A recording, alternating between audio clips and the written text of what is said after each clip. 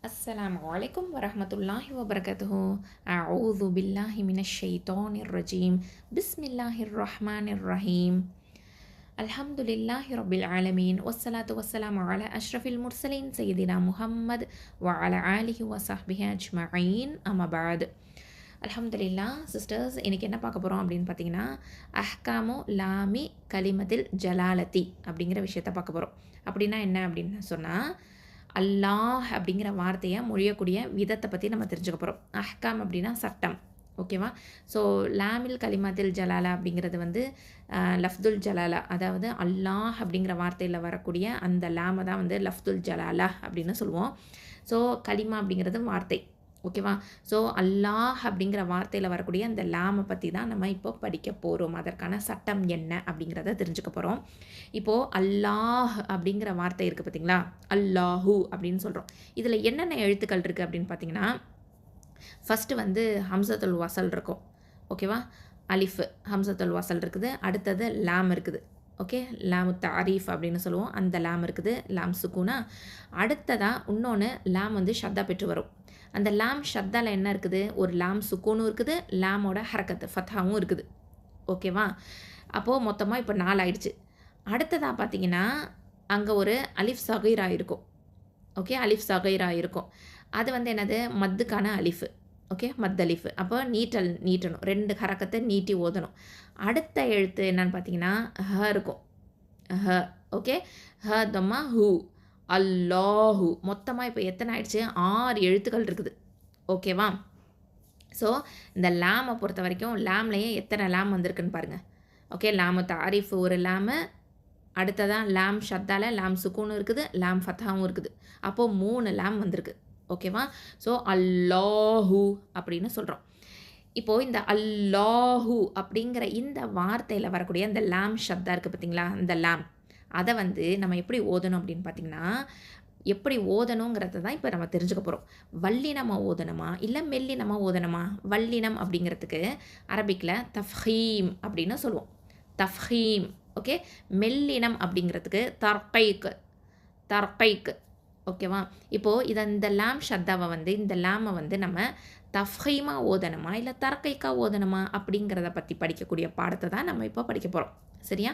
இப்போது அல்லாஹ் அப்படிங்கிற வார்த்தையில் வரக்கூடிய லாமை மொழியக்கூடிய விதம் 2. அது என்ன, ஒன்று தஃப்ஹீம், இன்னொன்று தர்கைக், ஓகேவா? வல்லினம் தஃப்ஹீம், மெல்லினம் தர்கைக். இதை வந்து நம்ம நல்ல ஞாபகத்தில் வச்சுக்கணும். இப்போது அடுத்ததாக அல்லாஹ் அப்படிங்கிற வார்த்தையில் எந்த நேரத்தில் நம்ம அந்த லாமை வந்து வல்லினமாக உச்சரிக்கிறது அப்படின்னு தெரிஞ்சுக்கணும் இல்லையா? அப்போது அல்லாஹ் அப்படிங்கிற வார்த்தையில் உள்ள லாமுக்கு முன்னாடி எழுத்து ஃபத்தா இல்லைனா தொம்மா இருந்துச்சு அப்படின்னு சொன்னால், அல்லாஹ் அப்படிங்கிற வார்த்தையில் உள்ள லாமை தான் தஃப்ஹீமா, அதாவது வல்லினமாக உச்சரிக்கணும். இப்போது உதாரணம் பார்த்தோன்னா உங்களுக்கு கிளியர் ஆகிடும். இன்னல்லாஹ, இதில் அல்லாஹ் அப்படிங்கிற வார்த்தைக்கு முன்னாடி நூனில் என்ன இருக்குன்னா ஃபத்தா இருக்குது, இன்ன அடுத்ததான் அல்லாஹ. அப்படிங்கும் போது இதை நம்ம எப்படி ஓதுவோம், இன்னல்லாஹ. இப்போது லா அல்லா அப்படின்னு சொல்லும்போது வாய் என்ன பண்ணணும், நல்ல ஃபுல் மவுத்து ஓப்பன் பண்ணணும், ஓகேவா? ஸோ லா அல்லாஹ் அப்படின்னு சொல்லி வாயை நல்லா ஓப்பன் பண்ணணும். இது எப்போ, ஃபத்தா வரும்போது. அடுத்ததான் தொம்மா வரும்போது எப்படி ஓதணும், இப்போ உதாரணத்துக்கு ரஃபஅஹுல்லாஹு, ரஃபஅஹு அப்படிங்கிறது ஒரு வார்த்தை, அல்லாஹு அப்படிங்கிறது அடுத்த வார்த்தை. அப்போது அதில் முதல் வார்த்தையில் இறுதி எழுத்தில் என்ன இருக்குது, ஹல தொம்மா இருக்குது. அப்போது ஃபத்தாவோ தொம்மாவோ இருந்துச்சுன்னா அல்லாஹ் அப்படிங்கிற வார்த்தையில் உள்ள லாம லஃப்துல் ஜலாலாவை எப்படி உச்சரிக்கணும், தஃப்ஹீமா, வல்லினமாக உச்சரிக்கணும், ஓகேவா? இப்போது அடுத்ததாக என்ன பார்க்க போகிறோம் அப்படின்னு பார்த்தீங்கன்னா, அல்லாஹ் அப்படிங்கிற வார்த்தையில் இல்லாமல் எப்போ மெல்லினமாக உச்சரிக்கிறது அப்படின்னு பார்த்தீங்கன்னா, அல்லாஹ் அப்படிங்கிற வார்த்தையில் உள்ள லாமுக்கு முன்னாடி எழுத்தில் கஸ்ரா இருந்துச்சு அப்படின்னு சொன்னால், அல்லாஹ் அப்படிங்கிற வார்த்தையில் உள்ள லாமை மெல்லினமாக, அதாவது தர்கைக்கா உச்சரிக்கணும். இப்போ உதாரணத்துக்கு பிஸ்மில்லாஹி, அல்லாஹ் அப்படிங்கிற வார்த்தைக்கு முன்னாடி என்ன இருக்குது, மீமில் கஸ்ரா இருக்குது, பிஸ்மி அப்புறம் அல்லாஹி. அப்போது நம்ம எப்படி ஓதுவோம், பிஸ்மில்லாஹி, லா கிடையாது, லாஹி, ஓகே. அதே மாதிரி இன்னொரு ஒரு உதாரணம், பலில்லாஹு, பலில்லாஹு, ஓகே. இப்போது பலி அப்படிங்கிறது ஒரு வார்த்தை, அல்லாஹு அப்படிங்கிறது இன்னொரு வார்த்தை. அதை நம்ம எப்படி ஓதுவோம்? அல்லாஹுக்கு முன்னாடி கஸ்ரா இருக்கிறதுனால, லாம்ல கஸ்ரா இருக்கிறதுனால பலில்லாஹு. ஓகேவா? பலில்லாஹு கிடையாது, வாயை ஓப்பன் பண்ணக்கூடாது. ஓகேவா? அல்ஹம்துலில்லாஹ். ஸோ நம்ம ஷார்ட்டாக ஞாபகம் வச்சுக்க வேண்டியது என்ன? அல்லாமு மின் கலிமாத்தில் ஜலாலத்தி எப்போ வரும்? அதாவது ஃபத்தாவோ தம்மாவோ இருந்துச்சுன்னா, அல்லாஹ் அப்படிங்கிற வார்த்தைக்கு முன்னாடி ஃபத்தாவோ தம்மாவோ இருந்துச்சு அப்படின்னு சொன்னால் அதை தஃப்ஹீமாக ஓதுவோம். உதாரணத்துக்கு ஹுவல்லாஹு நாருல்லாஹி. ஓகே, இப்போ எப்போ தர்க்கைக்கா ஓதணும்? அல்லாஹு அப்படிங்கிற வார்த்தைக்கு முன்னாடி கெசரா இருந்துச்சு அப்படின்னு சொன்னால் அல்ஹம்துலில்லாஹி. ஓகே, சரி, நம்ம வந்து அல்லாஹுங்கிற வார்த்தைக்கு முன்னாடி ஃபத்தா கஸ்ரா தம்மா இந்த 3 ஹரக்கத்தை பற்றி பார்த்துட்டோம். ஓகேவா? ஃபத்தாவும் தம்மாவும் இருந்துச்சுன்னா தஃப்ஹீம், கஸ்ரா இருந்துச்சுன்னா தர்கீக் அப்படிங்கிறது தெரிஞ்சு போயிடுச்சு. இப்போ தன்வீன் இருந்துச்சுன்னா என்ன பண்ணுறது? தன்வீனா என்ன? ஃபத்தஹத்தேன் கஸ்ரத்தேன் தம்மத்தேன் இல்லையா? இப்போது அல்லாஹ் அப்படிங்கிற வார்த்தைக்கு முன்னாடி தன்வீன் வந்துருச்சுன்னா அப்போ வந்து அந்த அல்லாஹுங்கிற வார்த்தையை எப்படி வல்லினமாக ஓதணுமா மெல்லினமாக ஓதணுமா தெரிஞ்சுக்கலாமா? இப்போ உதாரணத்துக்கு கௌமன் அப்படிங்கிற ஒரு வார்த்தை இருக்குது, அல்லாஹு அப்படிங்கிற ரெண்டாவது வார்த்தை. இதை எப்படி ஓதணும் அப்படின்னு பார்த்தீங்கன்னா கௌமனில்லாஹு அப்படின்னு தான் ஓதணும். எப்படி ஓதணும்? மெல்லினமா தர்கைக்கா தான் ஓதணும். ஓகே, தன்வீன் இருந்துச்சுன்னா எப்படி ஓதணும்? தர்கைக்கா தான் ஓதணும். ஏன்?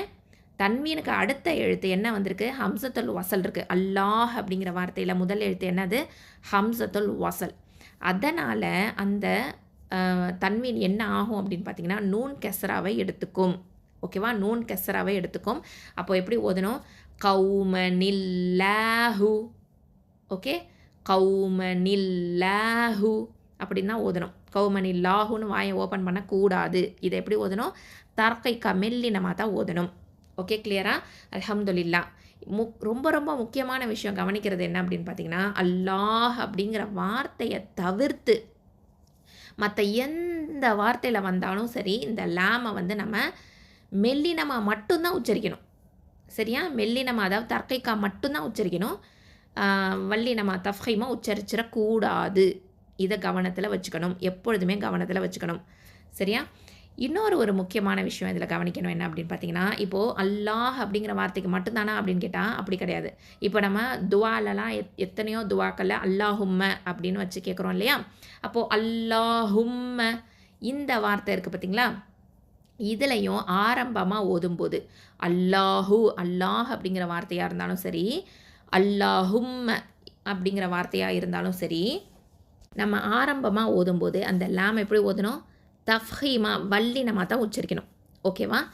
அடுத்த ஒரு முக்கியமான விஷயம் இருக்குது. என்ன அப்படின்னு பார்த்தீங்கன்னா அல்லாஹும்ம அப்படிங்கிற வார்த்தையோட அதாவது இப்போது இந்த வார்த்தை வந்து வசனத்தோட நடுவில் வருதுன்னு வச்சுக்கோங்களேன். அப்போ என்ன பண்ணுறது அப்படின்னு பார்த்தீங்கன்னா அதற்கு முன்னாடி உள்ள எழுத்தை பார்க்கணும். ஓகேவா? அதுக்கு முன்னாடி உள்ள எழுத்தில் எந்த ஹரக்கத்து இருக்குதோ அதை பொறுத்து தான் தஃப்ஹீமா தர்கீக்கா ஓதணுமா அப்படிங்கிறத நம்ம முடிவெடுக்க முடியும். சரியா? அப்போது அதுக்கு முன்னாடி உள்ள எழுத்து கஸ்ராவாக இருந்துச்சுன்னா தர்கைக்காவும், தம்மாவோ இல்லை ஃபத்தாவோ இருந்துச்சுன்னா தஃப்ஹீமாவும் ஓதணும். இப்போ உதாரணத்துக்கு அல்லாஹும்ம அப்படிங்கிற வார்த்தைக்கு முன்னாடி கஸ்ரா இருக்குதுன்னு வச்சுக்கோங்களேன். எப்படி ஓதுறது? குலில்லாஹும்ம, குலில்லாஹும்ம, லா கிடையாது, குலில்லாஹும்ம.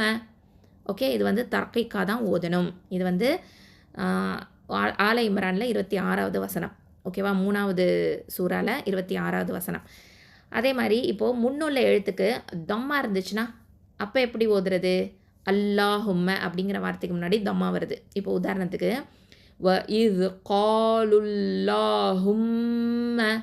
அப்படின்னு ஓதுவோம். இது 8வது சூறால 36வது ஆயத்து. இது வந்து தஃப்ஹீமாக தான் ஓதுவோம். ஓகேவா? தஃப்ஹீமாக தான் ஓதுவோம். அதாவது காலுல்லாஹும்ம அப்படின்னு வாயை நல்லா ஓப்பன் பண்ணணும். இப்போது முன்னுள்ள எழுத்துக்கு ஃபத்தா வந்துச்சுன்னா என்ன பண்ணுறது அப்படின்னா இதையும் தஃப்ஹீமாக தான் ஓதணும். உதாரணத்துக்கு சுபஹானக்கல்லாஹும்ம. ஓகே, இது வந்து 10வது சூறால 10வது ஆயத்தில் இருக்குது. சரியா? ஸோ இந்த மாதிரி தான் நம்ம வந்து ஓதணும் அப்படிங்கிறத தெரிஞ்சுக்கிட்டோம். அல்ஹம்துலில்லாஹ். இப்போ நம்ம வந்து கண்டிப்பாக இந்த சட்டத்தை வந்து கண்டிப்பாக அப்ளை பண்ணணும். இன்ஷா அல்லாஹ் சரியான முறையில் அப்ளை பண்ணி ஓதணும். அஸ்ஸலாமு அலைக்கும் வரஹ்மத்துல்லாஹி வபரகாத்துஹு. பாரக்கல்லாஹு ஃபிக்கும்.